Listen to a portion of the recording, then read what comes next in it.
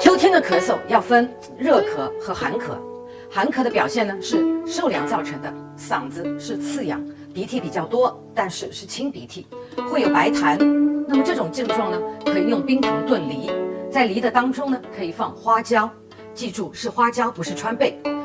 炖金桔也是比较适合的。第二种呢是热咳，热咳的表现呢是咽喉是肿痛的，吐的是黄痰，舌苔上常见呢是黄色的舌苔。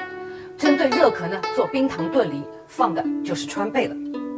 还有一种呢是燥咳，嗓子痒，本来呢阴虚，遇到秋天干燥，再伤阴，从嘴巴到身体都感觉干燥，咳嗽不止，而且呢一点痰都没有，或者呢是有不多的痰，但是痰中带血丝，鼻腔呢也是干燥的。